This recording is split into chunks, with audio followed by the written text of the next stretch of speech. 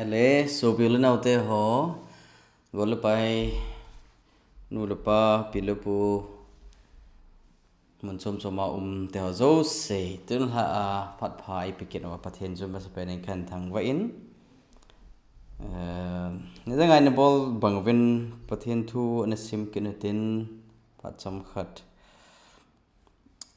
hong zo num ho hong lut thena dingin second tham khat phat cham cha khat nga ta ding ka ting ban le pathen thu ni sim khom ket deu he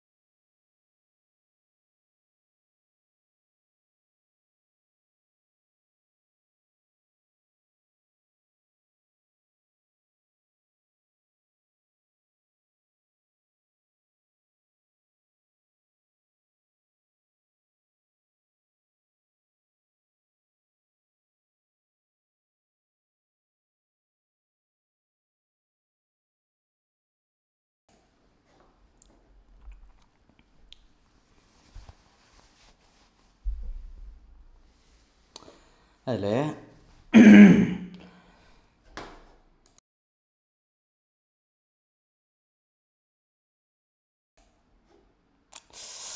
phat chun pan ge tau tin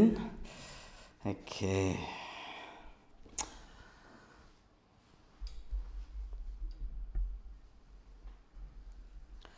hello sopilu na ute ho nulupa pilupu golupai te ho a gospel live video hin vekit hozo sipakai kristamin kan le move hapta khat hapta ni chi ho chun pathelung sin ne ki poi mama in mun chom chom hin program ho ke jaw je hin weekly bible study adi ab go to the revelation hi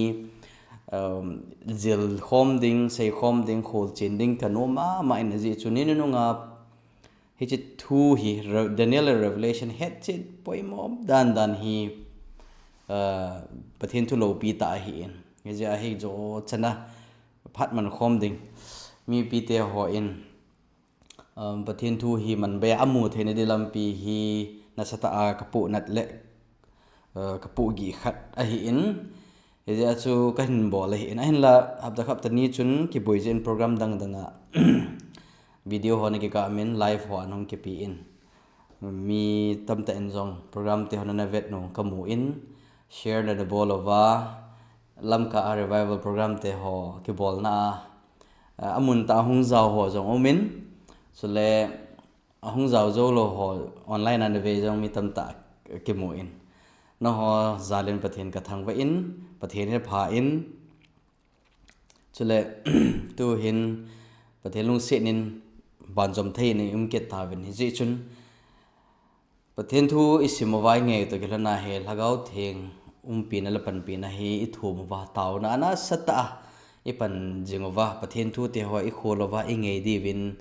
I ki thim ma sa ven hi aji chu pathen lagau theng panglovin pathen thu te ho hi I nge ya hon le I het na hon le danger a hi thing pana se dinga chu jen taw na ta tho in pathen thu te ho hi anangai khom kin hatin sele eje video hi so piula naute ho khoma ana share kit dinga kan temi ale video nahung lut masungo wa chu a title chu ka hin pita in simtila chon sit bull ahung ke patna tele chon sit hung ke patna le ale langa ne la dona pandan neu khat in sim deu hin Daniel chapter 1 Daniel bung khat sung hi in vet khom deu hi Daniel bung khat sung hi kei chun kalungela hi neu khat topic ho hi poi mo deu sei dham katila hoi ta ka gela taw na to thwa ka panjing lain Daniel chapter 1 akona hi masanglai Babylon khang kum tam ta chi khang hi te jong le tu khanga jong I chana poi mo ham ti hi kamuchin che chen ya chu kada ha nom lo hin na Daniel chapter 1 na ai ke tha pat dingu chapter 2 3 4 5 aban bana in sei khop dingu ai the la revelation to in sei mat di ve he ka ge hai ta ka ngai to ha la poi mo na ka mu in hi ja chu tu ne Daniel chapter 1 in sim khom de hin taw na mong ho te wanum ko pau pathen halung se na ka changovin nei na thu te ho phat chamcha sei khom ding jil khom ding kom ki ta ven hepa tun la he biham nei ho pinum na na thu te ho agile na thu in mi min an chi nan sei do zo po winge na lagaw the nei pan pi an la ka sei do di te ho hi ke ma ding la za ho zo se nga ho zo se dinga na lagaw vana van phat theina na lagaw ho pi na ka chan the chi ne devin phat the nei bu pi win tin ba kai sum ning ka ta ve hele tun la se bong a chu ne le don chon sit bula ong ke pat dan ahum dan le tu la ya ne la don hoa I chan ge ya lagaw le ta sa hin khwa hi ato kha ham tiong hineu kha ne sei di hin ji chun taw na puma hung pang jing dingin ka hin tim kin ve ai le Daniel le khabu he na sim khom hatin Daniel chapter 1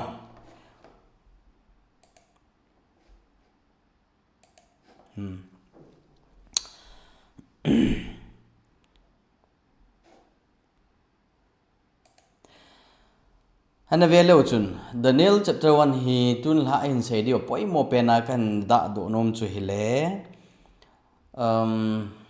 athu sim akhang thu ai vet nai le in sim kha jing jo me thei tan ten hi jong le Daniel bung khat sunga I mu theo hi ka vet tu chana le gau thu lai ho khanga dinga ninunung kiti phat nununga dinga gau thu ki sei do na Daniel chapter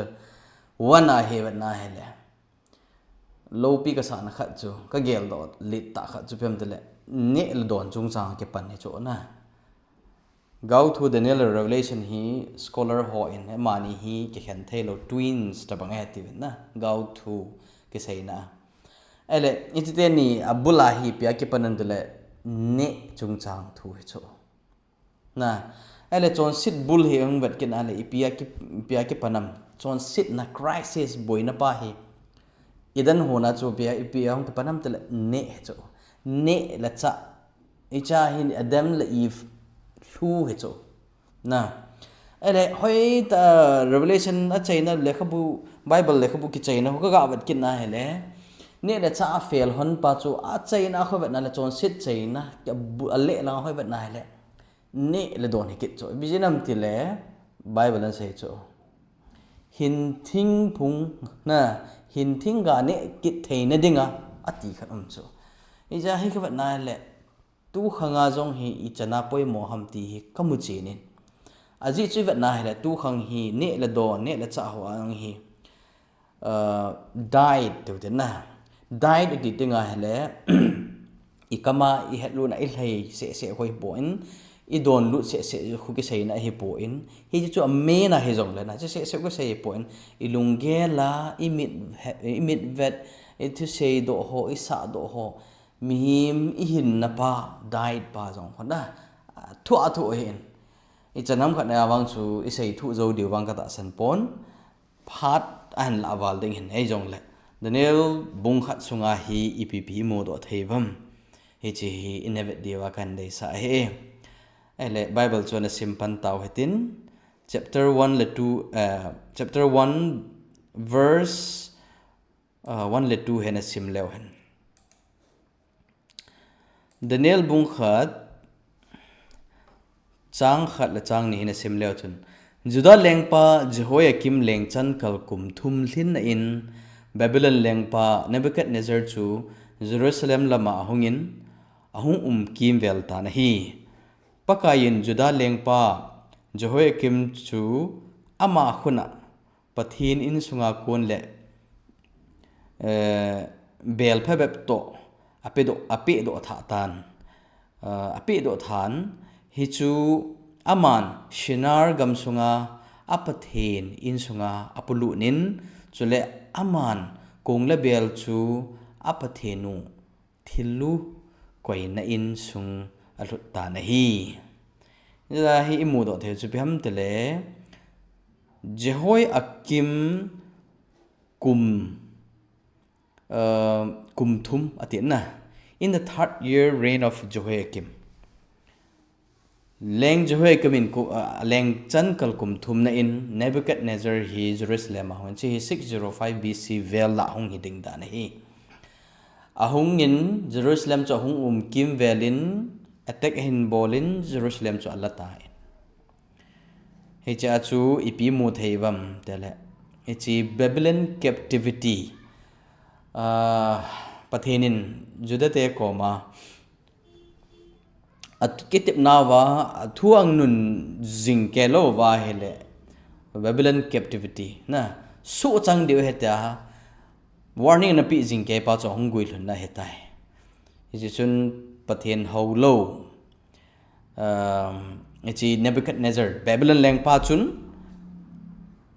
ประเทศพัดสะอหิดันเกลังเงินน่าอะไรประเทศนี้พี่Bible จุนพี่เซมBabylon แรงป้าคนน่ะจุนจะให้กิมเล่อินประเทศอินเทียงาเบลโฮทิลเทมขดโฮจูBabylon ป้าแรงป้าคนอ่ะปิดโดเอติจูนะ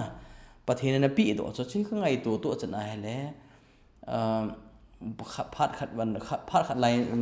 สดในเราเป็นจง Old Testament ขัดประชิมไลน์กลุงทิมต้องขัดขัดชูประเทศนี้มีเตะอดูดมาอลุงสิทมาประเทศเฮลโลฮอคนอปีดอจิงสุตังดึงนะสุตันดึงกิติจุดทิลโนมเฮลโลโจขังลุยอะไรจ้ะนะฮิตาบังอปีดอที่เซมฮอขัดเลยนี่ก็เซมโดกิลตามินไอ้มีแต่จงอีคอนดิชันโนอีซิจูเอชันโนตัวอีดินมันฮอให้เขาก็ไงตัวละไอ้ตัวทิมมินก็ลงนัสตานะตองขันเลยนะให้จะลองจุดจีทุดาตังกะทิ้งBabylon captivity ki pat na hi in pathin na phalahi ya chu second chronicle chapter 36 langa chu vet na Israel ten ta sanda la na apostasy anei ji wa chu pathin na pi do hin chule hi chala pathin mi ngai lut na kedan da na ne hi tia ami te api do jing wa chu chungova Israel chunga pathin tu tan na hung phun jing wa nga chu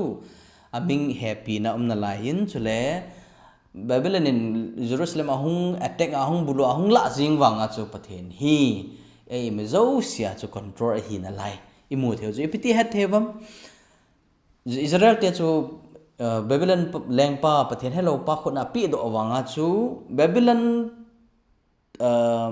lengpa tungdo chu pakai pathen ya Babylon lengpa mangcha chu pakai pathen hi ki na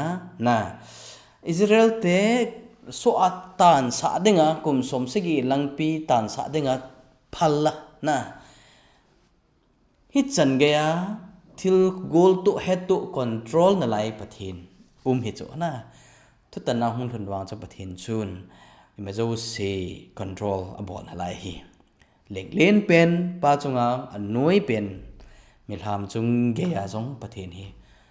he is in control ya chu pathin ami te hi so tang dinga aphala hi amawang ami te chu ada la him poi ya chu Babylon kiti hi tu khanga revelation akho ibet na Babylon ki mukit he na revelation akho na la Babylon kiti ti jing chu ai le khang tu sim ho le tu din mun ho le Bible la ki mu them khat ga se wang ve ten Babylon chung chang hi Babylon hi ano min ai le Daniel chapter 2 sima wa chun Middle Persia ten asu gep min ala taven ai le Babylon lengam hi Isaiah lang ta ma chai vet na hele pathin thu na sai chi chu Babylon ki ti hi ki tum do ke lo de tai agam hela ke ha he na chen na thei mun ke ha lo a ke so lo kit lo de tai ti na khang thu ai vat na hele Saddam Hussein ho loi bang chun Babylon tu pa ka he ti in he ti chun he chi Babylon khopi mun ho chu sa phat ding ago nge ti na ai wanga lo sama chu na pathin hoi luguan sola lo sama tu chan gya hu mi cheng lo cho Babylon kho pi mun chana ho gam hi le cho ale to hi Babylon kho pi chola talawa ta hi revelation in Babylon ati ke cho epi ki se nam na he cho ba na le lagaw lam thu do la hi ta in revelation of Babylon hum ki ti tinga la vet sa na hi ta cho epi vet sa na ham tia hele system of false worship pathian haudan di lo vet sa na hi ta cho na mi te pathian haudan di lo ho any kind of worship pathian ho na Bible tokikal Bible la ko na kon khat chun Krista ti hanlang pathian ti hanlang pathian thu hung sim hanlang pathian thu tokikalin ho hun phut do jong le he che ho chu ho di lo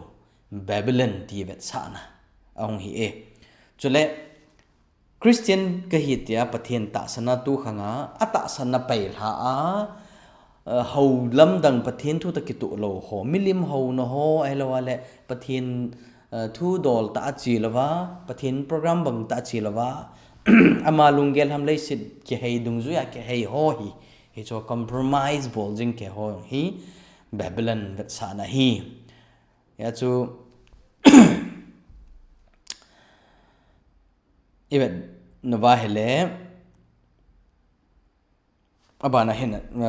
ana sim pe hetin Bible chang na sim jom kit hetin chang thumna ko na sim hate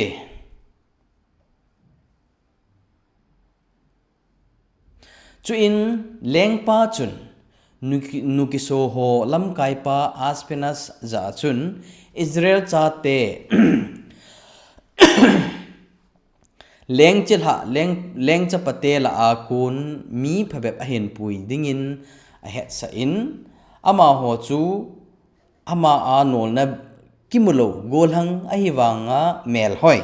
chi na lam jo sia bulhing het na gilta nei iza kai het them bei lengpa in sung ding thei ding kaldia mi te thim na le pau hil thei ding ho a hi ve chule lengpan ama ho chu lengpa an ne le adon ji zu chu nitina achandi win agot pi in chutia chu kumthum kho kha a umzo tingole lengpa anga akila diwin agong ta na hi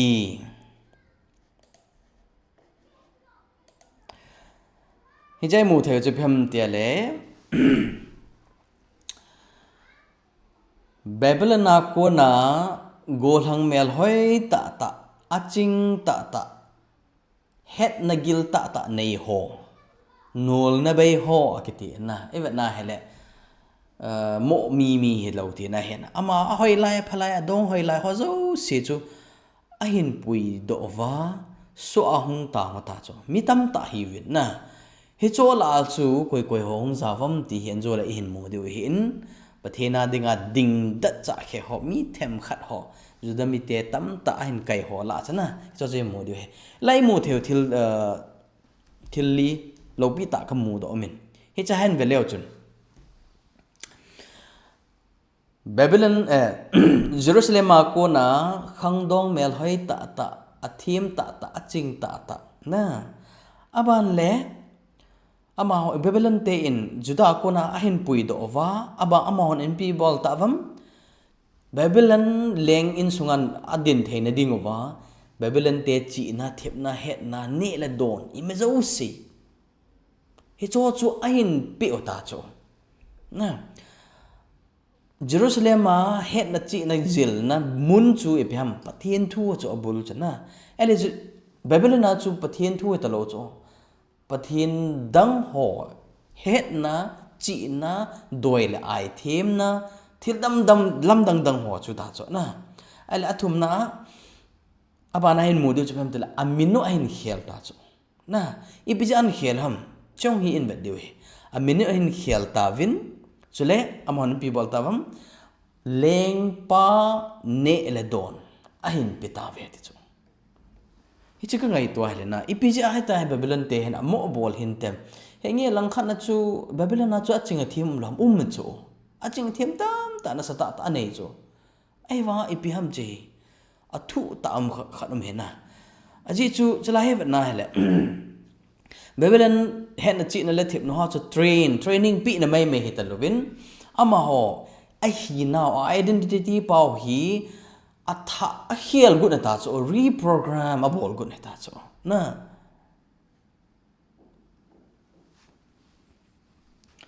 chala hi kedang ta khat hi tin na ki sein babylon leng pa chun hi chi juda mi te ho chu ata san na ho chu amo gang de sai da pai ha jing ti chu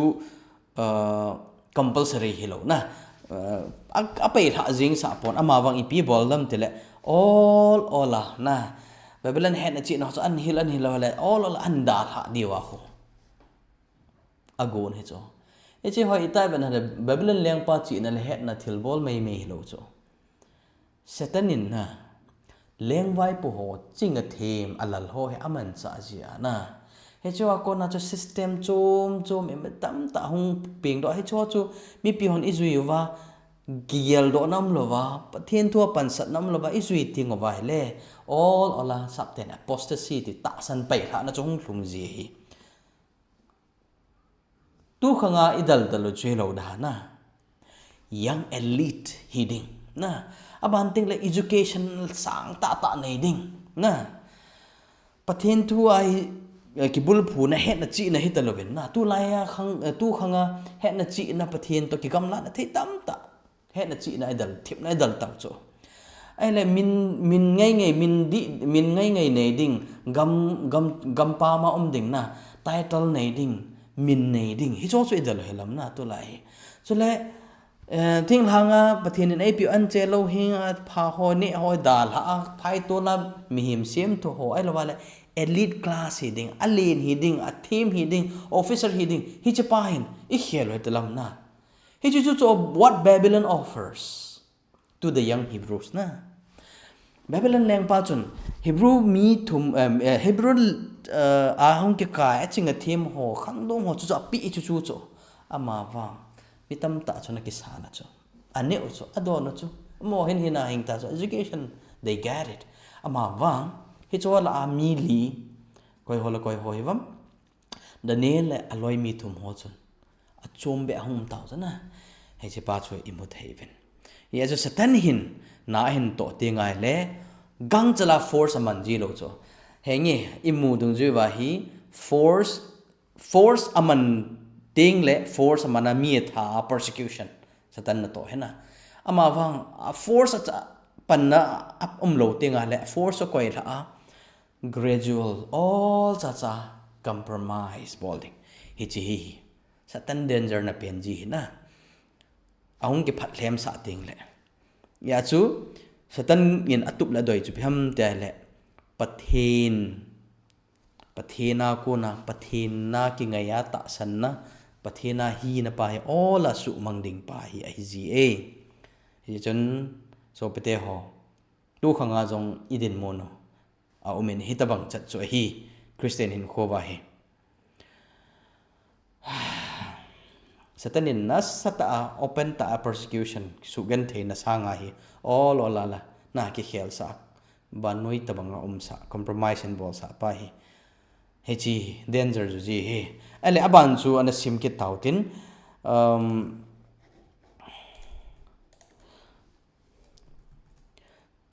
chang sige na chu sim leo chun tun hi chi mi hola a hin ti ta na juda cha te la a chu mi phebep Daniel Hananiah Mishael chule Azariah he chi Hebrew mi gol ho a Hebrew pawa aminun na amin ta chu hi in ama ho chu pian bol ta wam chang sige na chu ama ho chu nukiso pi pu pa chun amin von hiti chun aman Daniel chu pian sa tam Belteshazzar an satan Hananiah chu Sadrak an satan Mishael chu Mesak an satan chule Azariah chu Abednego satai hi chalai min ki sa dan hi ka vet na hele na sop te ho ti ha mun ki khela min ki mo khel hello cho na mi khat bang chu Indian men le na ichi wa loi le pai ho to hung kya vap ji wa pe ha manish tiam khat na mang boy bang chu manish elo la prem pem khat na hung ki sa me me i chu khoi ta lo so hoi ta I vet thu chena hele amino hi ve leo chun mo min ke sa lo he mo he Daniel hi pi sein hamatia hele amin hi God is my judge kiti cho Daniel el jaw pa hi pathin Jehovah min hi cho na Daniel Hananiah Mishael Azariah icho pi ki sein hamtia hele Daniel chu God is my judge pakai pathin chu ka thutan pa hi Hananiah chun Yahweh has been gracious pathin chu happy na ngai lut na a hi Mishael chun who is what God is pathin chu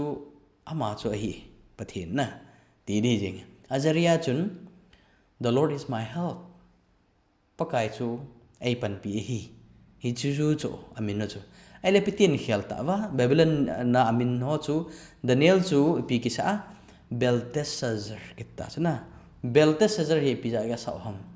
Babylon na min mai hello pi na ai pi se nam tele Babylon na apathi no khade chu bel chu ya chu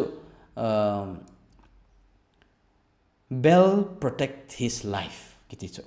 Daniel jana Bel na hin kho avian bit hi Sadrak chu epi tin ham tele mun god ha Babylon ha amahol ha pathin ta na aho pathin ha pathin chu command of aku kiti na the moon god chu han Sadrak chu command of aku kiti na hin aban mesak chu Mishael chu mesak kiti mesak chu pitin ham tele who is what aku is pathin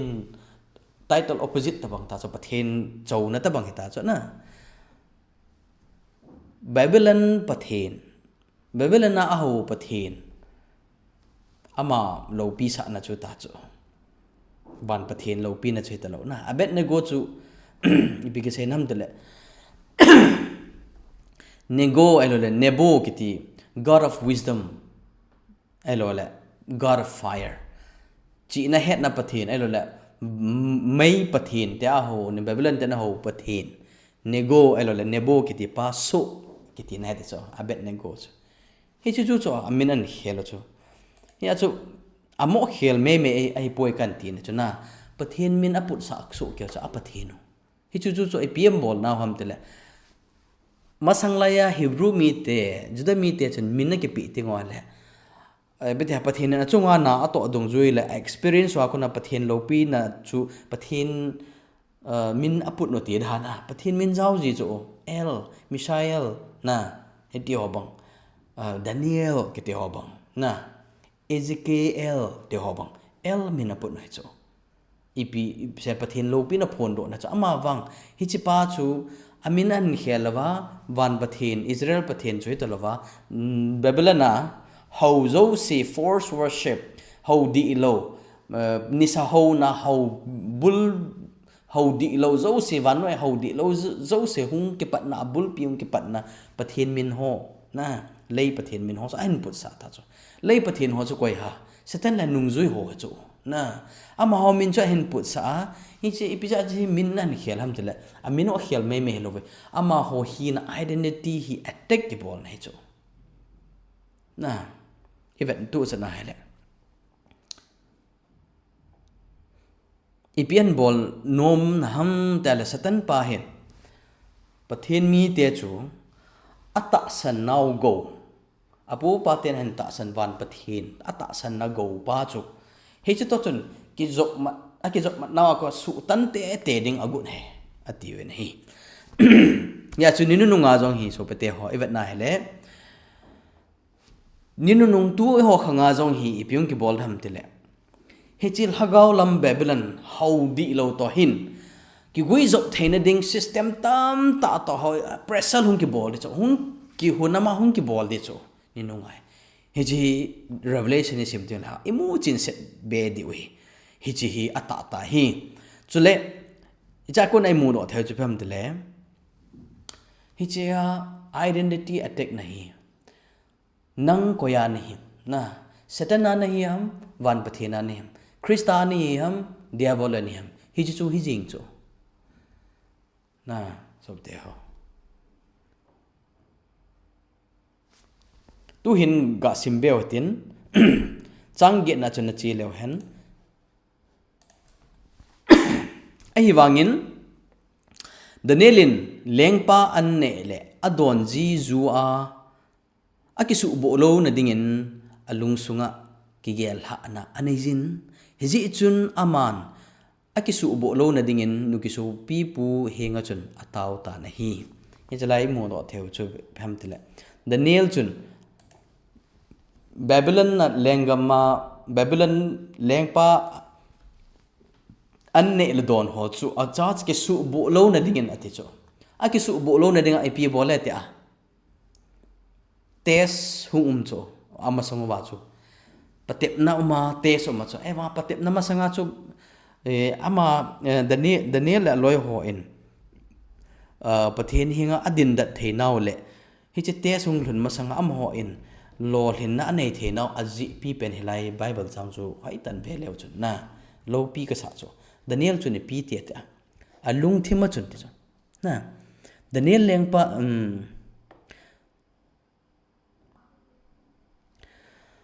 ado lengpa anne le adon ji zu a akisu bo lo na dingin alung sunga ki gel ha na ne te chu so pete ho lo hin na ki ti hi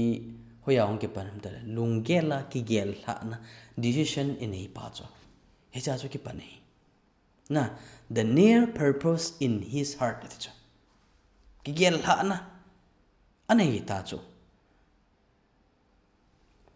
he chang ga ki se sao bele na daniel hi head ma ban juda mi hebrew mi israel mi cho amo chon dan dung zuya hi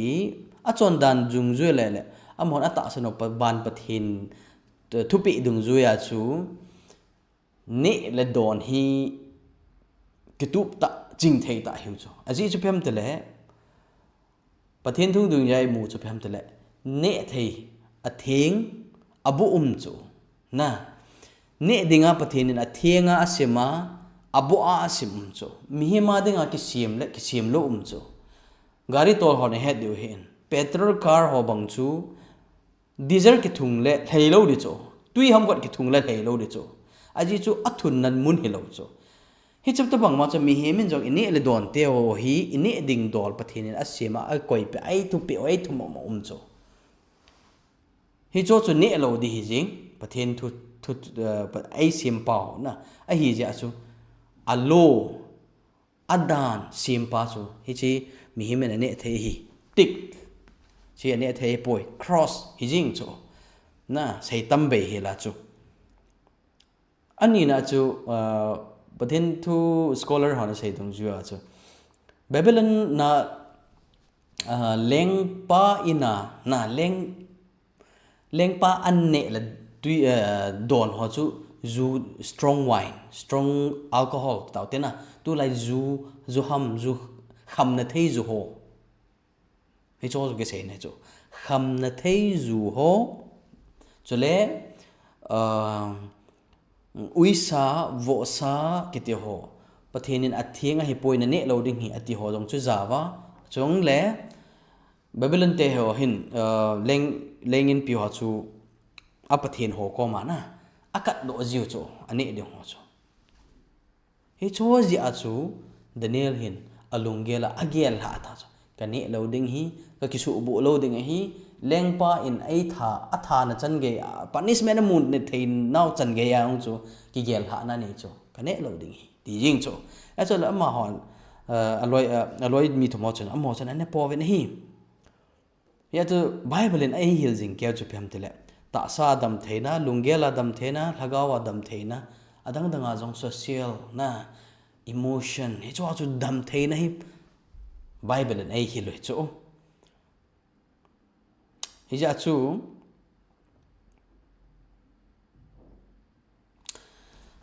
Daniel le aloi ho in hi chi leng in pi a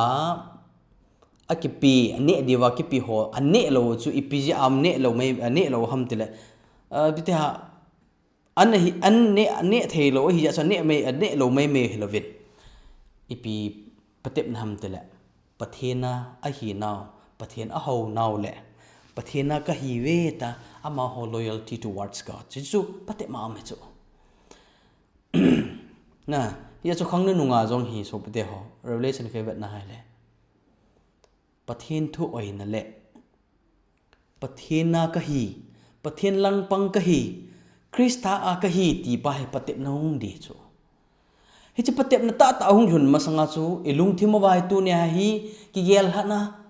purpose in his heart Daniel aloi ho bang chu ki gel ha na pa chu nei ngai ta chu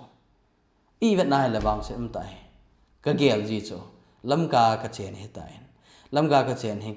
ka ting le hin taw na mo la ka chi ham le bazar ka ham ka chi ham ting le gari ka tol ham ke nga ka chem auto ham ka chi ham ting le ka lungge la ka ngai to ka to chi le ka to bat pe ji a he na tu lam ka tui bonga pa na new bazar chan ho bong ka che la pathen hi tu ni hin ni ti hin kal sung han lang tui bong bazar pat khon na lam ko bazar chan ka to che lang pathen hin ini edon ho chan ho vele alung thaina dem ti ka gel ting ala sai ding bai hil jing pathen hi alung na dem alung hang dem khat hi te ding a ngai tu so na ya chu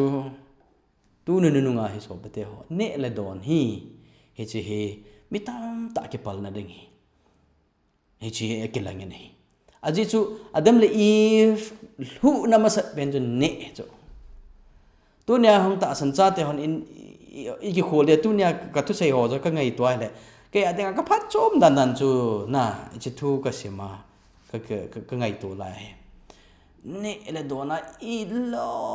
sat dan wa hi pathin gam nei na he thei lo chu hi je pa hi gel tha de vin de no hi ale tu hin abana chun ve lo chun patek na chong thlung ta chu sang ko apa na che sima le som lu gup chan chang ko pat som lu gup chan chu ga sam leo hen tun pathenin Daniel chu nugiso pi pu pa mit muwa kho sa na le ngai lu na gilta a hin chan sa tai beta che tu pi dan chana Daniel aloi ho chun pathena ka hi ti aki gel do a het no wa decision anei ji wa pathena an pathen kho to na pathen ngai lu na chang ji ngo cho tu pi dan jana pathen Daniel chu ni ki so pi pu pa mit muwa kho sa na le ngai lu na gilta hin chan sa tai ti cho pathena ki pi da pat wang he na tu pi so te ha chu in nu ki so pi pu pa chun Daniel he nga nang ho ding nga ne ding le don ding hin te pi kapakai lengpa chu kai man ka gi nge aji chu ibola na khan gol hang ho mai su sanga nang ho mai su phamo zo a muding ham malungela chu lengpa anne ne cha ne wala hoi chom pha chom na dinga ngai to chu ne lo wa le hung gong venatin hung dam thei lo ven hum lew chen tia an ngai to heding da ne chu ti ta le nang hon lengpa henga kaluchang hi ti zat na so diu hi ti na sei tai azo la hung la sam lang hi mo se chele chen lengpa ka chunga hung chuding hi no honin in som do lo chen ai tha ding hi ti nai chu na jo ven Daniel in ki so pi pu pan Daniel Hanania Mishael chel Azariah ve suidinga akoi pa Meljar henga sei tai go thimin ni som sungin na so te nei patimun tia ka nge hi chule ama hon ke hone dingin anche chule don dingin tuisi apo hen chule anche tjingin sap pawa hi piti sayam ga bewang beng kating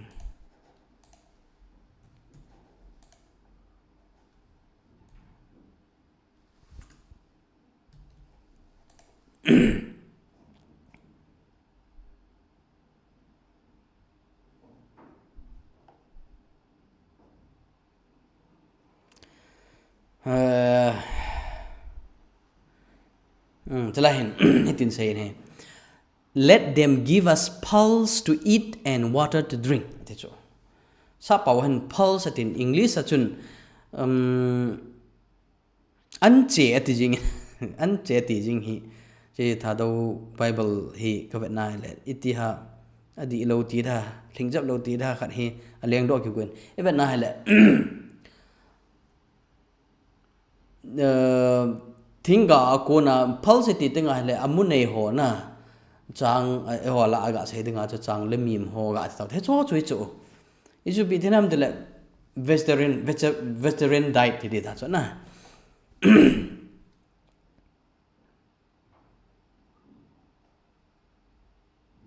นิสมสุงินนะโซเตียในปฏิมุนเตียกังเงฮีอามาหอนเคหอนเนดิ่งินvegetarian diet จุเลโดนดิ่งินตุยสิเอปิวเฮนซาเลงาโวซาบงโวซาอุยซากิติโฮซาเลงาโฮซางาจูอันเจโลหิงอามุนเนเทโฮจังเลมิมโฮจะในปีเวนลังจูเฮลจุนตุยสิในปีวินตุยไม่ในปีวินตุยโดนได้ในปีวินตีตาโซน่ะ simple diet modest diet จุในปีวินชิโจติงเล่นังมาอังสุงะไกโฮเมลเล่เลี้ยงป้าอันเนอกัวลังโฮเมล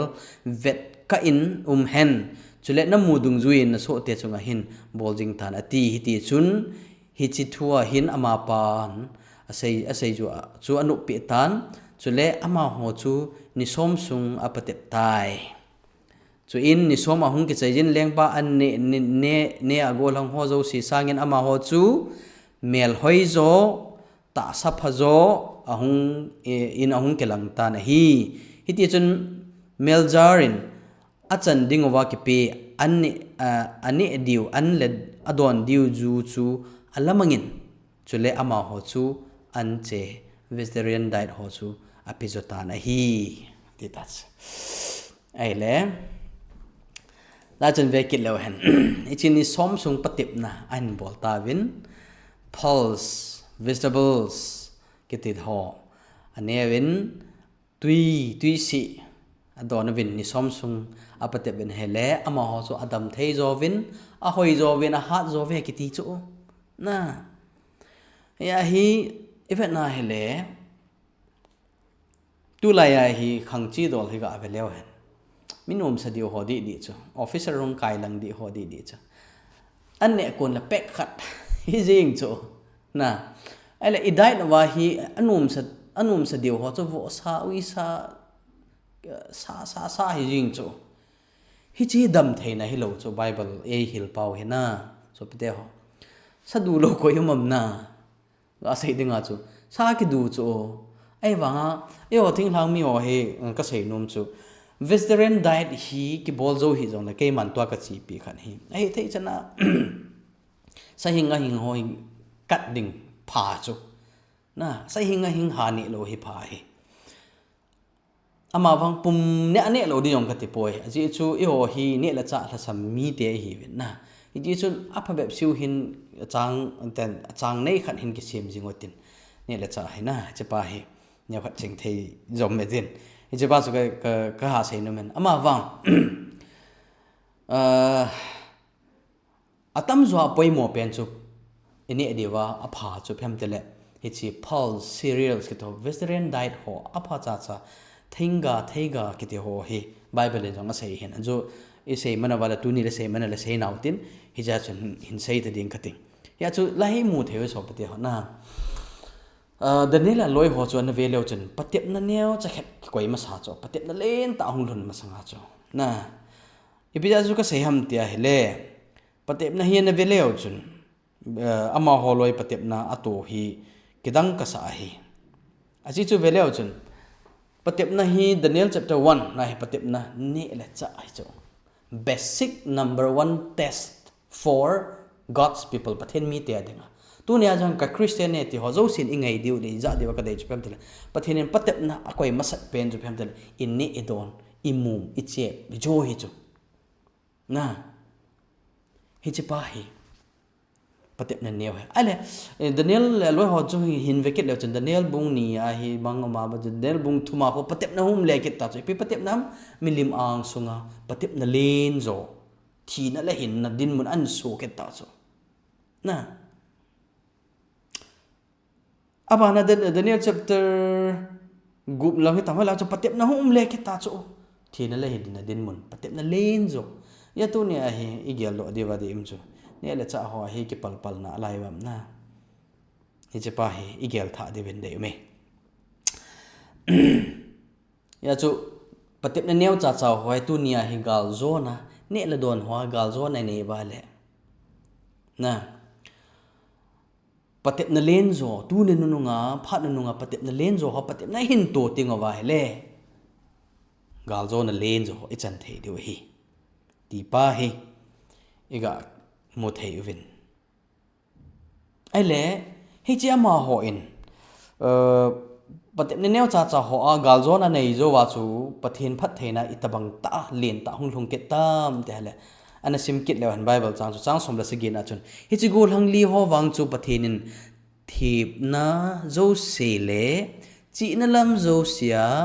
het na le bol theina apin so le Danielin gau thil mu le mang ho zo silam het thim theina anei je na hi ti chu lai vele chu pathen phat then bu na chung hlung le ta chu thep na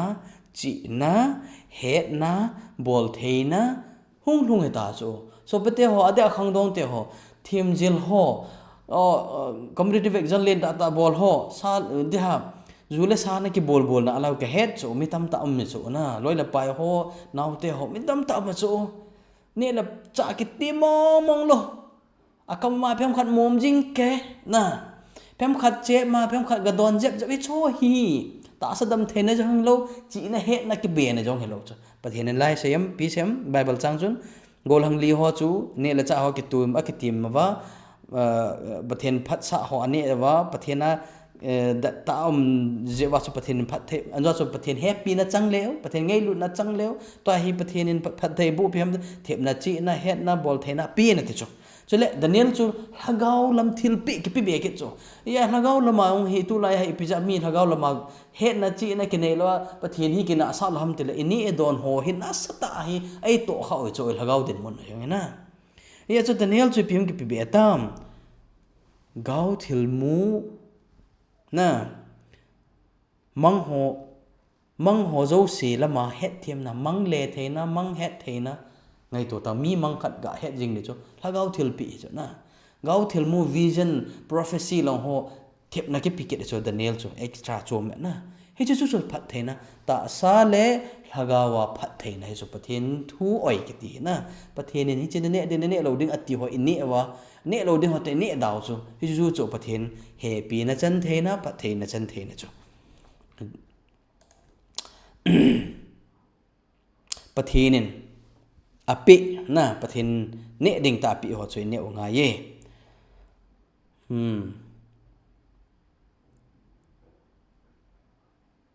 ya chu evet na hele pathin athu ho atu sei ho I oya inuna pathin chu iza bola pathin I choi atinga le pathinin ai dop sang de wech dop te ho he jo gel do tin ale bana chu ipi mu pe pe ta wam te hele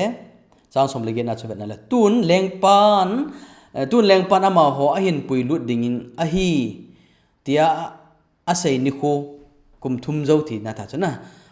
ni kho ahung lun pha nin nu ki sopi pu pan ama ho zo si chu Nebuchadnezzar anga apui lut ta na hi kum thum lang pi chu ama ho in vegetarian diet na tui si donova jule sa thing lo ho ne lawa chu pha na wa chu ping tam chu lengpan ama ho chu a ki ho pin chule ama ho la a chun Daniel mi ching mi thim ho training api ho la juda mi ho la na ma ho la chun mi tam ta la chun Daniel le Hananiah le Mishael le Azariah ama ho tabang chu akimuta poi ti chu hiji chun ama ho lengpa anga ading ta ve na hi amen lo pil hana lengpa anga dingota chu hichi captive mi so tang mi judam gam mi gam chom mi foreigner mi ho chu lengpa ang sunga dingota chu lo pil hana จุเลจุเลจีนั่นเลเฮ็ดทีมเทนลำจูเสียเลี้ยงปานอามาหัวจูอดงยินะฮิเลเลี้ยงไว้ปูนกำปุ่มปียมิดเพลดอยจอยโฮเลสิเลขทีมโฮฮิจอฮีไม่ฮิโลปิวนะมิดเพลดอยดอยจอยสิเลขทีมโฮกิตามิจิงตาสกอลเลอร์เลนตาฮิวจูเวเบลันกำมังจันนะมาหัวจูสีสังจูพิจาสมจันสมาสังจอนอมุตานะฮี they are 10 times wiser than the wisest people in Babylon Babylon เลงกามามีจริงมีทีมหัวจูสีมีเพลดอยจิมเมจิเชียนหัวมีจริงทีมจูสีสังจะสมเวียจริงจูทีมจูไอเหตาเวทิจูก็เกี่ยวตัวจะน่าเลยนะกิดดังก็สายจูอาจีจู Babylon จูเลงหัวเลงวานปฏินั้นจุนเบเบลันเลงกำจะเลงกับทุบปีตะเลนตะสันเลงกับไม่จูเฮจูฮอลอิมาลาวที่เต่าตัวน่ะขังดงจะปังกุมสมแล้วสิกีเวลทีนเอเจอร์หิวจูเดนี่แหละลอยหัวจูมอฮอลอยจูฟอเรนกัมกัมดังน่ะมีเฮลโอนกัมกิตเลมออาเจนกัมไม่จะละจูปฏินเอาไว้ว่าปฏินอดอบสังดานหัวใจเวทน่าเลยกิดังก็สะจูเลงป้าอังสุงเลMinister ho ang sunga bleng pa ang sunga alin pen gam sunga vaipul den pa ang sunga dingo heta cho iti thupi ding hitam na thupi ding da na cho pathina choi sange nei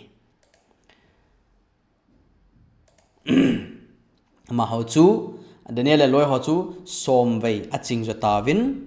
Babylon gang galengam sunga miching mi themo zo si sangin achung nung jo tawin hi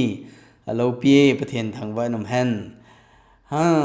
pathenin atun do pathenin hitiding heti pa chu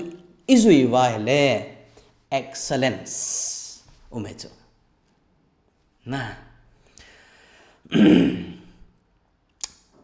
ama ho en pathen anga kita ta pan naw chu gamdanga pathen hello me ho gamdanga leng in pi sunga chu pathena denga apalai elole a representative aga pangota cho the Nebuchadnezzar thisim chu ana simbe belu chan Daniel chapter 4 tam 5 tam ase vet na hale Nebuchadnezzar chu na sata kilit sa cho ai wanga azona cho pathena muwa cho alo pi dan khona pathena het cho ping tha cho wan gama dinga mi na ngai agin cha cho na pathen tu he hi chan ge ya cho pathenin aman cha tha cho ama ho hi hi chu hi pathen ho lo khat leng khat pathen ke ho sa kit ni chu thil bai hilo hi le tu nia jong i loi pai e to khom pi pathen ho lo Hindu Muslim ho convert go bol go ta ha dan he lo hi na kol hola ko hin ka he ma ni thil bai hilo hi ma wa pathenin this way ti pa chu hi chi ati pa chu pathen thua oi ji wa chu chan gya chu effective pathen na to he chung wa aban ting le a chaina Bible chang a chaina chu ga sim leo chan chang som ni la khat na chun hiti chun Daniel chu Cyrus lengpa leng chan kum ama sapen gejin ahung pe ta na hi atya hele Babylon lengam 605 apat na Medo Persia leng Cyrus ama pa chan gei chun ati chun na kumizat het them 605 BC apat na 300 something BC hungetain 654 kumjali oi na sata hena 600 500 400 as mai thuai poi kumjani jathum hungthing de dan hena aleng I chan ge chona hinge de cho pathenin dam theina hin sot na pi tha cho he ja so pete ho World Health Organization in survey about dung zuya chu event na hele hitia pathin nin hiti dinga hi hitia na chon dinga hi hiti phana na ke chol ding hi chen ne ding ti pa zui mi pathin mi ama cho ama ho to wanu ya mi average si event na hele kum som hling di chana kum som mi zo se la mi khat ga patep dinga chuna mi zo se to ite ka hele ama ho chu kum som hing bi hing sot zo ve te chu dam theina jong nei zo vin ki pa na jong nei zo vin lagaw lama jong dam theina nei zo ve ti hi research dung ju ya chu ki mu do ha chu hi chu Daniel hi lengam chom leng chom to hung ki poto pe a hi chaung chu so a hi so a ke kai hi wa nga chu so hitalovin leng pa nuya na thu pi dan na chu tu la ga sai ding chu prime minister pa nuya ala America president pa nui chana jing ke thei ki ti chu lo pi hi chu ngai to ala na hi china chu leng iza ong ki khel wanga hi be Daniel hi leng pa nui chana hi vai an po jing ke chu thu pi dan chana hi chu he pathena ke ta am ti pai hele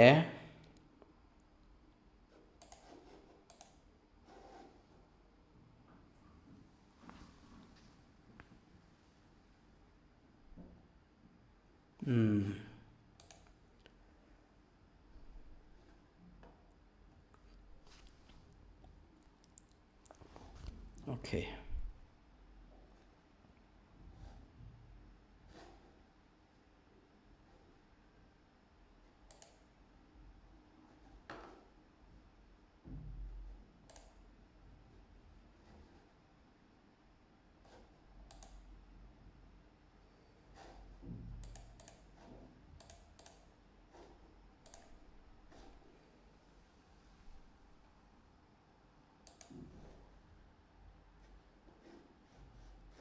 Pitia chuna ding danam chang chung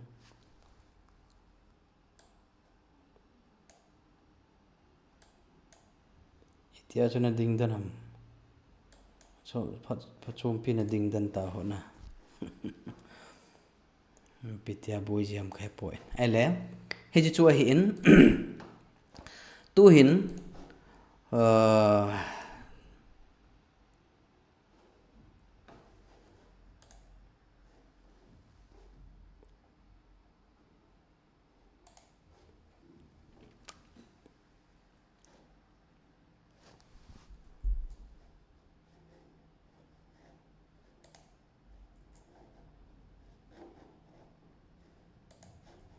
hoya chui pin boi dan jam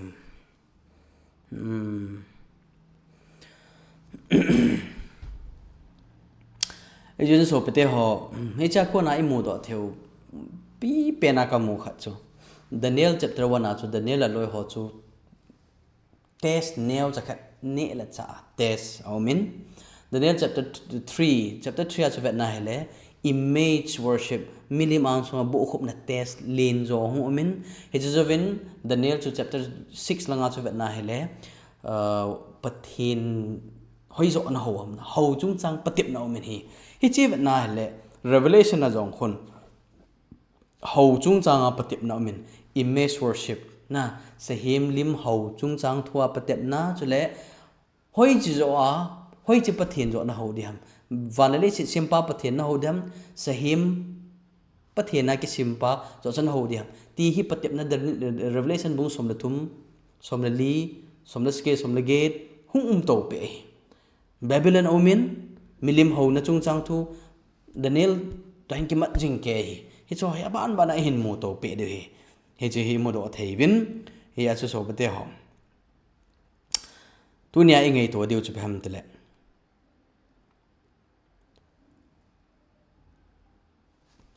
elung thimuwa igel ho ngai pathinin tu nia choi kani aile aphal lo ding hi te hoi igel ha wa I bol lo top de hi student khat hi mun khat na hin lekha semin alekha semna university a chuni pi mu tam tele aloi la pai te ho ma umna surrounding na amna chun party ki bol na mun ju don khom na mun loi la pai ko na peer pressure hot na umene hi alma wa hi che student pa chun pi sem tala kai man hi chwa hi ka ki su bu loading hi party an จีข้อมาเฮ็ดเรามีต่อเก็บปอลข้อมาจอต่อสร้างจุนนะจุลสาหัวลอยละไปคนนะ peer pressure จีนะกำตินบอลหัวสร้างจะว่าก็สุบุโลดึงฮีอตีนอะไรกุมแบบจะว่าเห็นพิงจะตามแต่ละมาชลำกายเล่นตาสนุมตามิเลนตาหงเหตานี่อามาอินฮิจิอาcompromise บอลโลนะจุงชวนะก็บอลโลได้เห็นที่อดินดัดจีอาชนะมิเลนตาleaderเลนตาของเหตาฮิจิอาสุดเนียลบังอาฮีตัวนี้นั่งเล็กเองจง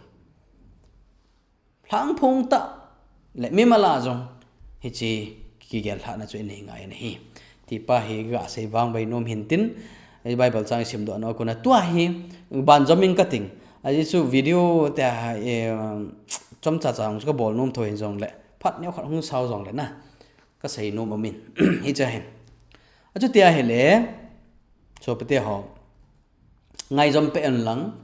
ตัวเฮหอตัวเนี่ยไอ้ practical life ว่า Christian practical life ไอ้เนี่ยขัดทุกันใส่นมิน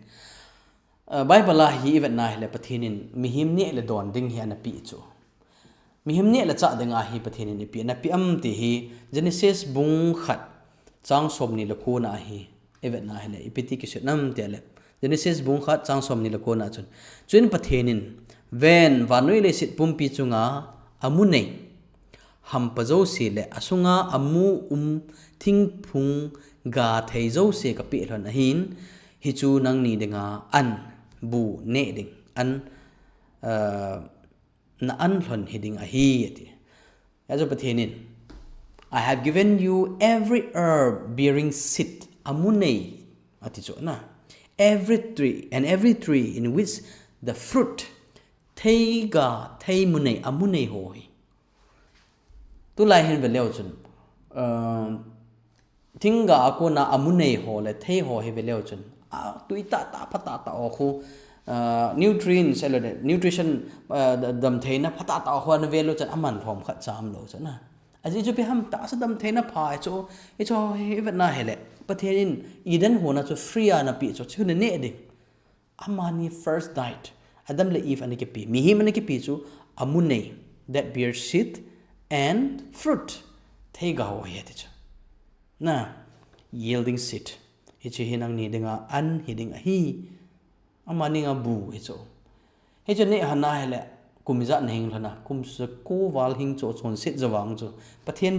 plan and program chu amanin theiga ho ne hana ta chu hing hana dam hana chule hin na thinga ne hana la ton so na hing dinga chu pathian program he ama wang patep na amani ang patep ne ne chikhat khat se ne khat ne hon hi in ti mai me chu anane hon te ta ji a chu chon senal ha khang mi him human race so si chon sen na kelu su che ke lamang ke ta so standard on name diu memory on name diu me zo si hi dimmer so hi chan ge chu chon sit ga na hi chu hi in ai le that is the original diet na fruits and nuts ale adam le eve chon sin al ha zawa chu pathenin ane than dinga chu mihim ne dinga chu ipi a hin belap mam tia hele bible genesis bung thum chang som lagi na chu hitina sei na hi nang man lo zawa hampa lo hing na ne ding a hi chu hong ke be cha na you shall eat the herb of the field Adam le eve chon set masang lana chu theiga le theimu nei hone honin ama wang tu la ya I hon an kam ko pi ti ho na anna ham hing ho ene ho hi an che lo hing he ne ho hi ita chung ke pi ham de chon set zawa hong ke pi chu hi chu cho hong ne la cha hong la su dan na hi chu hi in ai le pathian hi elagau dam theina diwa hi a kho sa ji a chu pat chapa en so lai ho denga thi tai I chu niwa panai ke lo hin Christian khan hina ele mi tam ta chun ta sa dam theina he kho sa pan ama wang pathen hi ta sa jong idam thei diu hi a kho sa am chi Bible chang ana ve lo chun Matthew bungli chang som ni le thuma chu in Jesu Galilee gam se sia awa len aman pi bolam tile ki khop na tin cha mun zo sia chun ki pa na thu hi a hil hang len thu a sayin thu a sai tam chan bang chun thu a the a sai bang chun mi yo dam sa tan healing mi dam sa te chu pathen ta sa ong i dam thei diu a poi mo sa dan chana pakai su krista chun thu a sai tam ta mun tam ta sai banga chu mi tam ta su dam te bible chun ami su dam ho thel pa bol hoi ki sun de le bible le kha bun dol pon te tin lai chu tam wal na idam the dio kho sa dan cho pakai pathenin tu lai en wang mi tam ta in lam chum choma pathin thu to ke to lo adam the na tam ta bol jong science lam hen lang medicine lam hen lang hau lam hi jong la tam ta bol ro tan ma wang e sei do nom pe na chu chawa hi chi theu ngai hen ta ba ham na dam the nong ko na chu e sei nom pe na chu chom khat battery loi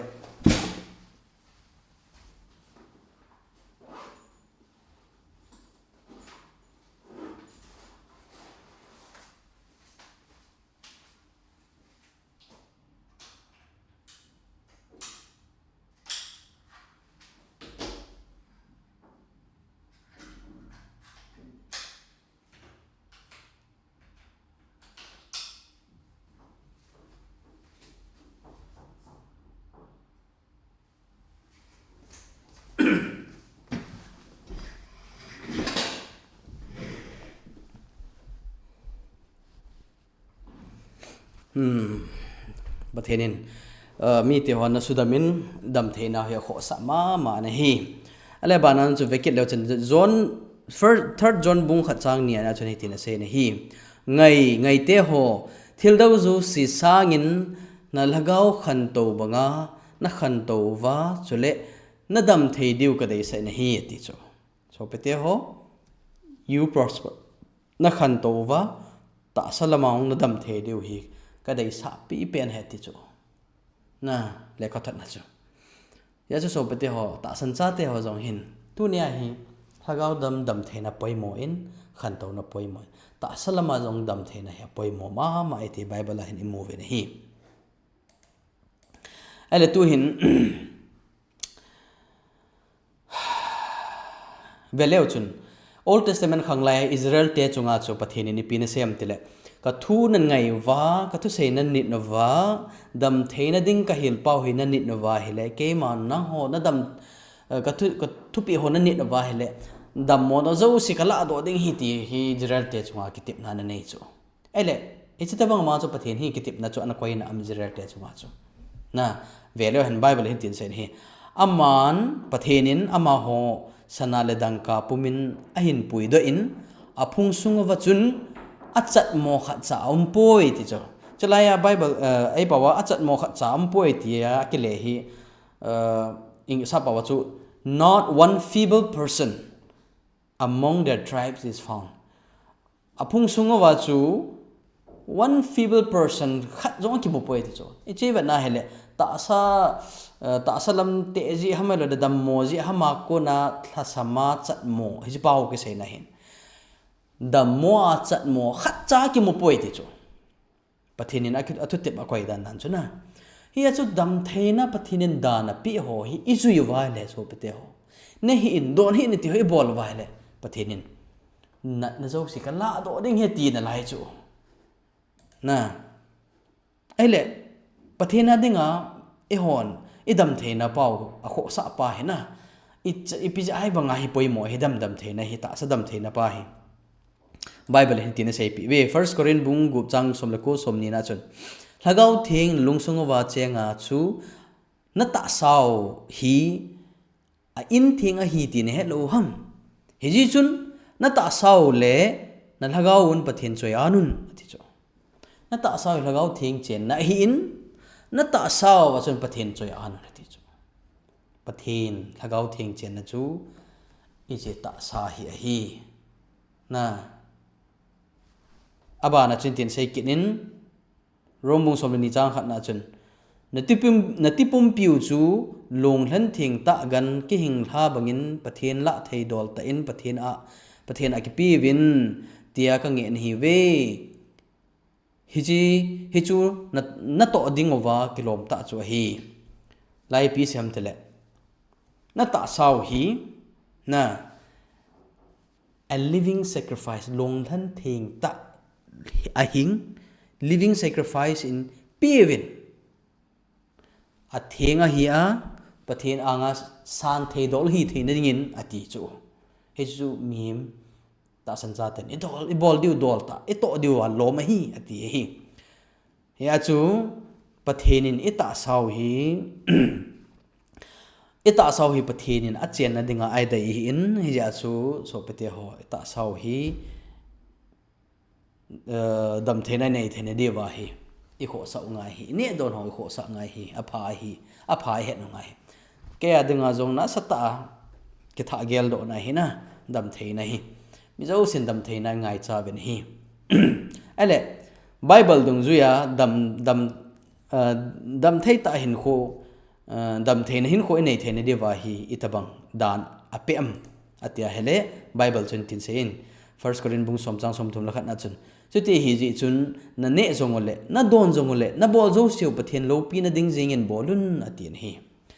inni e don ho hi pathen lo pi na dinga chu iti ki bowling he tam ti ta chu ale tu lai mi tam ta en zu khu taw na mana do ni chu ale wala selanga sa theng lo pathen ne hi na ti pa khu ta chu taw na mana na thing tai ta ni jing chu chu ham pathen lo pi na chu hi nai sai lo pathen in a thing poi tia sai chu thing lo hi jing hin itabangin taw jong na jam pathen chu ki khel ding pathen hi lo a thu khel le pathen hi lo je a hi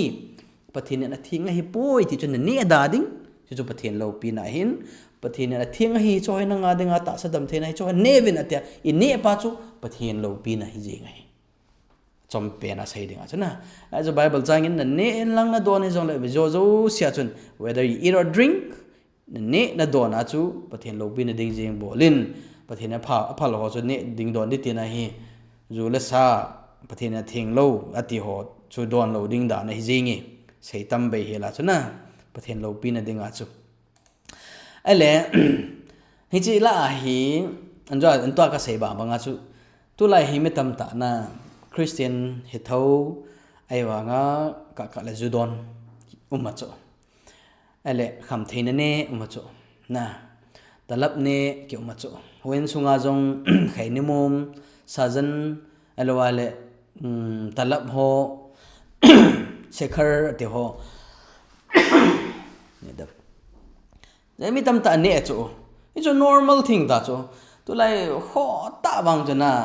hoin ki khomai chi tin la hoin a jong kama mo man ki phat lam na nei lo hela pathin hoin theng a jong nen opsel mi tam ta da lo ta chu ai choi wat na hen pathin in pi se mi choi pathin tai tom na pathin za bol lo nai de chu pathin za bol lo pathin tai tom gi ti chu ti phat thei chan liu ham na ngai to tiam mong ade akhang dong te ho nu le pa te ho pilupu te ho na bible in zu chung chang hi piti sayam proverb bung somni chang khat na hin zu hi mi dai chawe e hin chule akidon tho kham na thei zu ho tulai zu to ho na hi zo jong hi kina na hi bove hi cho ki pui mangsa chu mi chinga hi poi cha bible mi chinga hi poi ti de nga hi le mingol ti na hin mingol bible mingol ati mi ching lo ati hi mi chon se ki ti sanga kho zo hi na sa zo hi mingol ki ti pathin mingol ati chu a khon khe ta chu mi chon se ta ki ko sang na sa zo hi mingol chawan gam chi lo heling hi bible na se ni hi so de ho kon khat chun zu hi dam thaina dinga ka don he ti chu na zu ne khan sai la zu chung chang thu je henge mi kon khan zu he aphat na amet some doctor says some scientist says umachu yes I agree amawang hoi ta ka sai chi pi deu khan chu zu aphat na khu umachu ai wang hoi tan ngai taw zu aphat na khu na ta sa chunga ahum theina dinga khu glass izat na don dham tele glass dim khu somle ni be na don ngai chu แน่นะก็ใส่กินจ้ะจูพัดจมดันจ้ะนะอพัดจมนะตะซาหุ่มดอเทนเนี่ยจ้ะจูกลาสอมเลนีนะดอนไอ้จ้ะตะซาพัดนะจ้ะอะไรกลาสอมเลนีนะดอนนะอพัดจมนะหุ่มหุนคูอีเวตตัวจ้ะนะเลยหอยตันไงอลังขัดอะไรไงตัวตั้งglass khat na don na jong la phat lo na tam taw ma ta chu ele glass som le ni na don na a phat na na mu to glass som le ni na don na a phat lo na te ka ale ti le la ba ne ta chu hi a chu a phat ja chu na don de ham ele wa le zu hi mi dai cha ve a hi pathenin bible ai tai se chu hi ji ho hi kina ana mi dai cha ve mi pui mang mi sumang mi that hi bo ve ti chu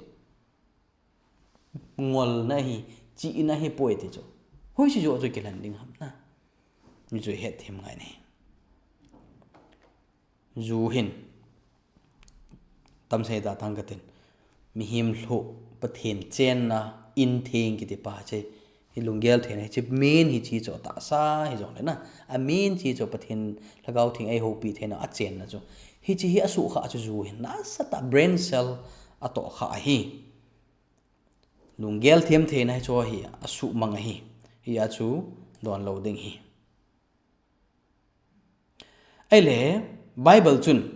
ta sa su thing lo sumang ho hi ipi lo de hatiam pathenin ana sim leo chun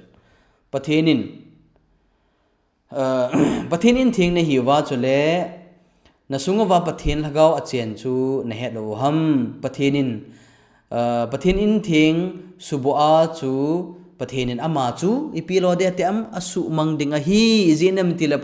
pathenin chu thing ta hi nong ho jong chu ti chun hi ve pathenin chu in thing chu thing ta hin pathenin thing no na hi bena ta saw hi he chin na su mangawa he chin na su bo wa he chi hi na su sit na wala pathen no ho na su sit de na su mang de hi ati he bible ke chin ta sai jing hi na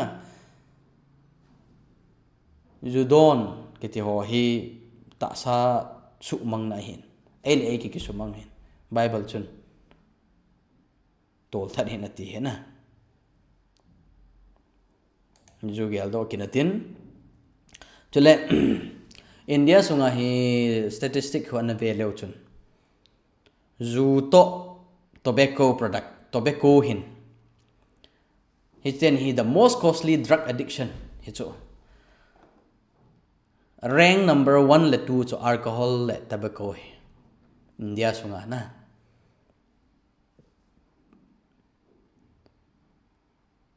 thi na man na hung thun tam na gari accident na tam na e cho hi isai thu de la sai de tam ta men e sei nom pe na chu zu to tobacco product ho hi tobacco product hi ga sei wang be le hen berry chep hi the greatest killer hi chu one of the greatest killer world la ki that ho zo si thi ho zo si sanga tobacco smoke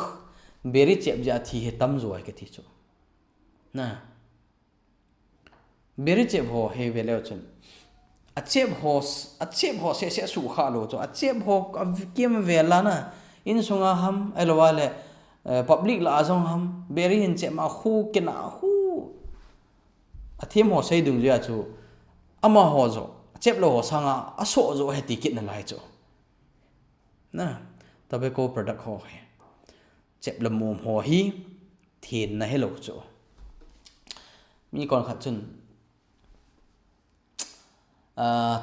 berry chep in den bible and say it berry chep ho salo na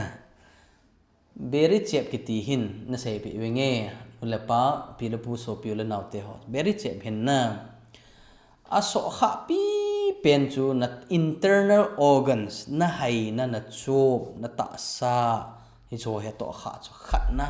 apoi mo pena so kha chu na lu hi chu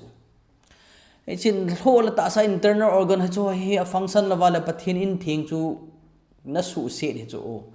pathin in thing su se chu pathin na su mang le su se de he ti chu ya so pathin in thing hi za bol i su thing ding dol zo chu na อีปีฮิเลเนละดอนประเทศจอยอัดละโนประเทศโลปีนะโลชูบอลให้อันกิตีใช่ละนะเนนะดอนอิมโซเซียไดเอทนะกามานะฮัดฮอนะมุมให้ชัวจะประเทศโลปีนะดินบอลินติโจให้ชัวประเทศเบริเจ็บใครนี่มองจะประเทศโลปีนะให้ตลอดโจเอพิจีนัมติเลให้ชัวจนประเทศอินทิงตาสายอสุเสดิโจรู้อสุบอยโจประเทศตะกี้โฮเทนะจะสุบอยโจให้จะสุบอยโจประเทศนั้นมอวัดโลดิ้งเฮติโจไบเบิลนะYatu Bible hi ji ta detail hi ti ding china bolo de bon aki sei lo pi chai jong le principle alhang pia hi ti na zuiding a principle pa chu ki pia china long pi zuiding dan long pi kha chu seya hi chinu ya chu mihim chi na chu igel tu wale aban ba na chu hi ji thing lo ji bol abo hi bolo de ti chu het na ke ne chu hi so chu het na ne lo pi ji ham he chi apalo thing lo ho e bol ji u chui chele em ale tu hin ne le don chung chang thu he ji in bible ko na sa ne ding le ne lo ding bible en ipati pathin ni ti thu pe na pm ve le chun he chong hi sa ha chi sa hi sanam kim hi ki ji de le bible na bathin tu bible ko te sa de ta cha na Bible cho sa de ta chi achu pathin in hit ding ta bailam ta het khan jing ding thei ding thu ai piu chu phem tele Leviticus bungsom la kha chang thum na chu sajau se la hi akeng tin ki ka ti chu na akeng tin ki khena akeng atin nia ki ka a khat ani na ani sa I do ki na chew the card ani sa I do ki na hai kit hi ji gan cha ho chu hi je te ni jom ngai chu khat na ani nyam ngai chu khat ma khat lo tiang che thing lo hi ama wang akeng nia ki ka de chu thum la lia ki ka de hello nia ki ka ding aban le ani sa I do kit ding hai ding hi te ni chu te ngai chu example chu bong cha chu example khe the da chu bong ho chu akeng nia ki ka ani sa I do loi sa hi ki te ho na chu ele akeng ka lowa ani sa I do hai ki chu sakol ho bang chu thing hi ke ta lo chu ele ui cha ho chu la a thing hi ta lo chu pathin nin ne dinga a phal lo la jaw ta chu na a phal lo ta chu ui cha ke ti ho na ya chu hi principle pathin ai pi chu hi ne dinga phal ho chu akeng tin nia ke kading ne sa I do a hai ke ding chu hi in ele nga hola chu ppm tile al ha neiding alip neiding having fins and scales nga tuila nga ho khoweleo chun alip uma aning ham al hatabang umna chunga scale uma chule fins ei pawa cha ha ti ding na he chu chu hi chu athing he chu athing lo ho chu pi hoi tam athing ho chu ele ga se da grass carp ki ti ho katla ai ti ho na nga pe ho alip ne ho chu athing lo ho chu pi tam catfish ti ho alip lo na alham non alip ta lo chu na ai le tuila ho chu pi ha tortoise dan chana abanting le prawns ti ho kai kong kai poi beta crabs ai ke ti ho jo thing lo hi jing hi a thing ho chu alha ne alip nei chu hi jing hi pathin ne wen chu ne lo ding ho chu alip nei lo ala nei lo ho chu ne lo ding hi na sa la nga ho thu ki sei ting ale so te ho mitam tan sala ai du pe na chu vo sai chu thing pa na chu anjo til bible in pi sem sa vo sa chung chang thu kan sim de vo sa hi a thing lo hi pathin ne lo ding heti jing hen na hi chu an ne ale koi ha da kadam se se lati lo chu anjo til sim do naw tin an ke mano dang ka te ya chu pathin na phal lo nga ho chu al ha le alip nei lo na hi chu pi hati a pathin en thet tai de chu abomination so it's a abomination ki the bible like pau gim nei chu thet ta ki da ta pathina dinga hi chu ne hi in di chu ก็หาดิไลน์ประเทศนี้เห็นตาเนเตดิงนะเกี่ยวังไปจุดตุตาหอกแห่นาพันกันเนงามโลตากันเนองกันเนโลตาจะประเทศละก้าวเป็นไอปันเปียนะไอโจฮีกันเนตาโลโจเอเล่วัดจะหัวละอะไรวัดจะหัวชูเนดิงเลยเนเราดิงประเทศนั้นก็ยังก็เย่เลวิติกัสบุญสมลักษณ์สมลังสมลักมาจนว่าตินเจงว่ากิติจัดพอดหัวสุมบุปีกิติหัวเจ้าเสสุมบุปีละอินสุงมีหัวนะจิตหาเจ้าเสอากิบะปีเจ้าเสหางซิมบูเละก็ขุดจะเละมุทีเละจิตหามุทีมุลาวปีมูกิติจิตหาหัวอากิบะปีหัว all raven hawk Koko gitu ho eagle gitu ho nah la head by that dinga isei the dia ba chu Leviticus bung som lekhat hin wa cha chung chang thu he ne the lo ding ho epi ho chu he ve ti am tele ama hon ki hol thua ne lowa mi chunga ki pre ball ho gam sadang ne a vachadang ne a nga ho ne a na nga hin hol ho he cho chu vacha thing lo mi him ne dinga thing lo hi ti cho ai le he ta hong ke thaya na a ke nga ke thaya hoi ta ke thaya a ne ding hin kol thu ho te ka na wa a cha ti ho na turkey ke ti ho wala wa mim ke ti ho hong ke thaya ne ding ke ho la hingโคสัจจลอโชคุประเทศนั้นประเทศมิดมัวจูหิมเนี่ยดึงอาทิงไอที่เฮ็ดใบลำเปียนใส่ดึงอาจุนะเฮจอจูเฮอินไอ้เดมีก่อนขัดจุนเนี่ยอิจิฮีจุดเตียดีอิสราเอลเตียนกิปีฮีตัวเนี่ยหัวเดเฮป่วยตีตั้มจูเฮงี้จุดเตียดีนกิปีฮีตัดไอฮีตาเล่สัตย์หัวจุดเตียดึงอากิปีไอฮีตาเล่สัตย์เราหัวเนี่ยดึงอันนี้ก็ปีจุกอยหัวห้ำแต่ละอันจอยเสียวบาบิลอนมีประเทศฮาวโลหัวเจนไทล์มีหัวประเทศเฮลโลหัวนี่ดึงอากิปีตาจุละนั่นที่เราหานะตัวเนี่ยประเทศเฮนี่ห้ำประเทศเฮลโลนี่ห้ำโซประเทศหัวบาบิลอนมีนี่ห้ำบาบิลอนอุ้มนลายนี่ห้ำอะไรละประเทศแรงกำกาลดนะจีจิงมีนี่ห้ำคริสเตียนนี่ห้ำกิงไอตัวพันลังจะให้ตันทาเกลBible ชุนิปีเสียม Genesis บุงสกีจางขัดจางนีลาจุเวตนายเล่อิสราเอลเตหงมาสังเปะขังอิจัดทำมาสังเปะประเทศที่เราเสียมกิปัตนาประเทศนี้สัตย์เทงและสัตย์เทงโลเห็นก็อีตาจูโนอาก็มาจุปีเสียมสัตย์เทงหัวจูอัจฉริและอันสกีอากบสกีเห็นปุยลุในหลังสัตย์เทงโลหัวจูอากบอัจฉริและอันขัดนี่นะเห็นปุยลุเนี่ยนาทีจูจะจนเวลาจนสัตย์เทงและสัตย์เทงโลประเทศนี้นั่นเล่ขันตาจูเฮจีเสียมที่ลาปัญหาจนนะเฮจูเฮ็ดทีมดินอบันเละประเทศนี้สัตย์เทงโลเนี่ยฮีอามาโดนะฮีเตียมอิตบังฮีเตียมไล่เวลาจนไบเบิลเห็นตีนเสนีอาจิจูเวตันปะกายจูไม่กงบังอาหุยปีนุงตะบังอาอกังตะไลโฮปมา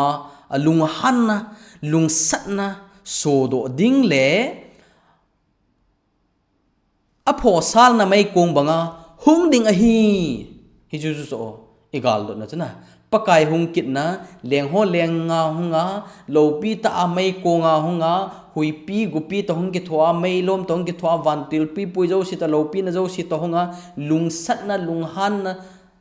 นะทุตันนะพอซาลนะไม่กงอาหุงดิโจไม่กงอาหุงฮาลดิโจเลยสิเฮียหุงติงเละฮิจูจูโจตุมาบานอิมาบานหุงดึงจ๊ะนะอิสายบุงสมลุกุบนะจุเสมาเละ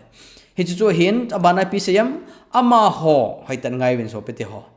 อามาโฮอาจำจำมากิสุเทียงะก็ห้ามอามามาจำจำมากิสุเทียงะปฏิเนทิงแล้วฮีอติเฮนัสสาเฮจิฮีโดนดิงากิตุงะเนดิงากงากิลุยาตาวนักเก็บมังอาเทียงะเฮตายกินนี่เฮโชจูโจ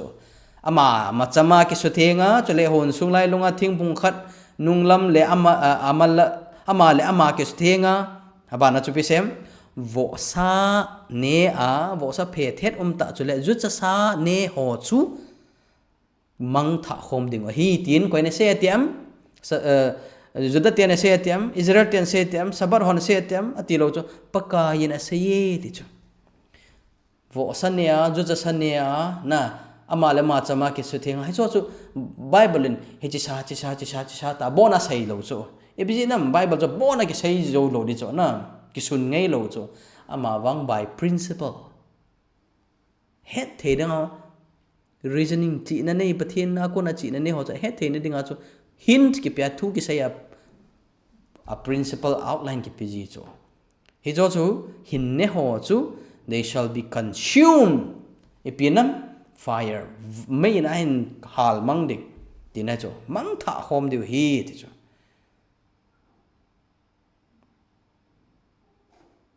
ele abana mi tam ta chun new chu old testament he gam tin sai kit ju na pakai pathin na sai ti chu la chu na pakai pathin na sai hi thil pha hi enjo chun mata ve dam theina hi phat theina hi I tu cha te dam theina lagaw le ta sa phat theina mi sa chun nun zo na hi ti tau chana he zui wa le pathin lampi pathin atun pa pathin thu pe chu inuyun wa le dam theina phat theina hi ta sa le lagawa ai le mi tam ta chen Peter vision chula Peter vision na chu gam sa thenglo nam kem hung ki khai tha Peter ko manne na ti chula ti win na he ju sa theng ni theina hi tai tin pathian to help pastor evangelist tam ta scholar len ta hon jo sei chu cha ta hi chi aji chu ai lo lam be ki hil chu ai mong lo khat ki hil chu aji chu pin mi tam ta ju chon sei jeng ko ma kan ka sei jen all sign ai boy Peter chun ki wana o chun ki thalang ne na tin hele Peter hung kha do achu gachia pathi Peter in sa ho cha ki tha a wo sa ho cha tha ni mong nam ka ti hi chu ani lo chu ki ji lo chu ani ti nam lo chu Peter in jong ita chu he yung ki sei hem ti lungdong hi chu na sa ho chu ka ni tham ka ni lo dham ti boi lo bi chu ipi ki sei na do ti lung boi zo hai chu ipi ki sei na ham ti age lai ta chu nilha anhon lai ta ti da anhon ding vela kho gentile mi ho hunga akot phunga hung dinga gentile mi in Peter hung hola chu a he thiam ta chu oh pathina sei no me ka tai ati chu bible chu haitan sim le ex bung som chana haitan sim le chana mo de he cha chu Peter en bol pi bol tam juda tena bol ngai lo hel khat a bol ta chu ga chia chi bei bol ta chu na chi bei bo a to kha ta chu gentile mi to kha ngai lo pi juda ten na thing lo wa ngai to chu common and unholy chu mo min ma chu ui cha vo cha ta ki ko hiu chu ama wang Peter an het thiam pha na chu aga ko lu na in sunga agi khom pya bu ne khom wa tui don khom lo bu ne khom lo mi chu a bol su ke ta ajinga pitiam Cornelius in sunga pathin thu ka sei ta chu Cornelius in sunga jong pathin lagaw ti hungkum la hu hing na lung ta chu hi chu Peter na sei chet sat chu ipi sei na ham aba na chu ex bung som chang som ni leget na chu simai le ahin la pathinin keiman mi koima abo le thing lo ka ti lo ne dinga ai mu sa hi tai de chu amu sa chu pyong vision chu la vision chu pyong sa thing lo sa pa chu unclean and common ati chu na unclean and common ta ki ko chu ko hom tele gentile mi ho ki sei na hi chu bible la sa ki ti tinga la mi vet sa na jong hi chu na vision le prophecy ong hi ting le ya chu sata ta ne lo thu sei na hinai sai lo ning kha ang ko kha lo na ama wang mi thing lo gentile ho sa uicha swine na ta ki ko ho chu ko ta hin ke man mi dat khan ka nei ta poi Greek mi Jew mi gentile mi am ta poi Krista tha kha tai ti chu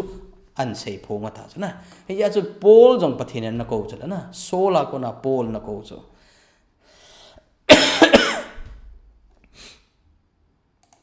he chu hi ai le aban jong ka sei be num hin jong le ichan a chaina lam hin bol tang kating Bible Christian te hin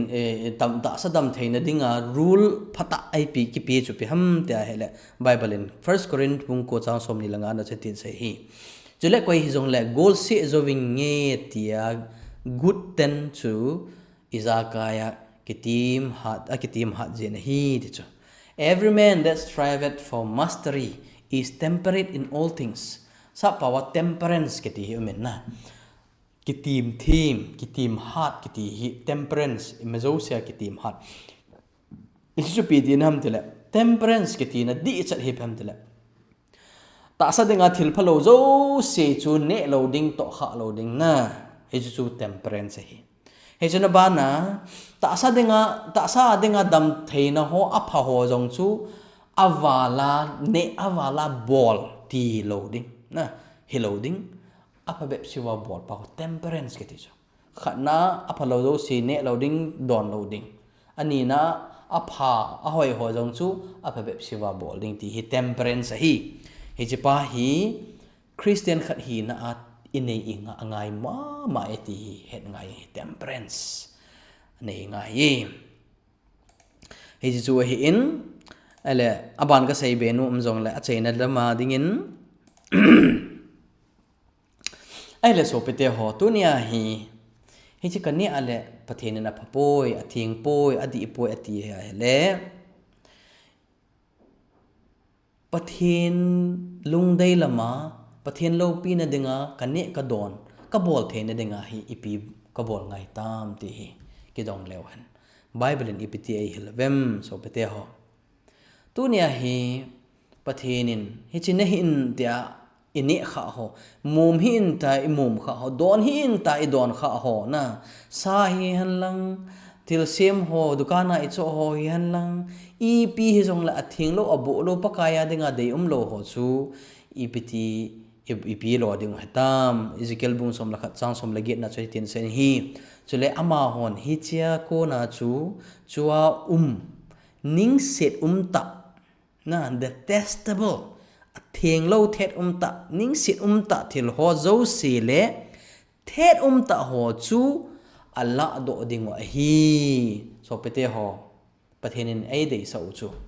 tunia ikong bela athing lo a hi te pathena sei ho chu ila do ding we should take away ikong a kon ai la do di ine lo ding hi jing hi chu hi step 1 na la do ding take away athing lo ho chu la do jing ui sa bo sa ne am ju sa ne am hi chu chu la do di ne lo di jing step 1 hi na chule bible hi tin sei kit ni Ezekiel bung som lo khat mama chang som lo ko som ni na chun chule ke man amo ho chu lungthim khat ka pi ding lungthim khat e pi ham pi lungthim tha na sungom wal hagau tha khat ka koi pi dingu chule ke man ata sawa ko na song banga ta alung changu chu kala do a chule ama ho chu ata sa pheya ki sem lung chang ka pi ding a hi tin amen pathen lo pi han hi chu hi tunia mi tam ta in pathen thu oi ding zo lo na ne hi phiam tele la kama I het pau hi izo lo ji u chu bible ne pi sem ne het pau athing lo chu la do en pain ati chu aban pathenen lungthim tha ka pi ding ati chu na lungthim khat pe nge lungthim tha khat pe nge hagau tha na pe nge ati hi na tu ti le ilung chango tu nia ta bo sai ni nom na lai sajan ni nom na lai beri chep nom na lai ni nom na atheng lo ho hi inga theine dinga chu pathenen lung chango hi ta sa phe ta sa phe niam banga ka pi ding hi ti hi chule cha azang som ni la chun chu tia chu ama hon kadan kisun ho azuiwa pathian dan ho chuiwa ka chon na dan ho anit diu chule hi chi ho chu anato a ato do ding wa hi tunia hi iza me lowa ato do a ini edon ho aphalo ho pathin in atheng lo ti ho chu nga ngam na pei do na hi chi pa chu anato a ito do dingu chu teng le ama ho chui pi hi da tem ka mi te hi dingu he ti chu pathin mi te hi dingu chule ama pathin in saye keima ama ho pathin ka hi dinga hi ama ho e ho dinga pathin chu I pathin e hi ngai len jo sadrak mesak Daniel Abednego ho na ama ho loi chu pathin lo pi na dinga ne la don ho jong ki kel ha jengol la pathenin phat thei bo a adopt sang hi chu hi na zat dang mi foreign mi dang ho zo si sang a chun nun zo naw chu so pe te ho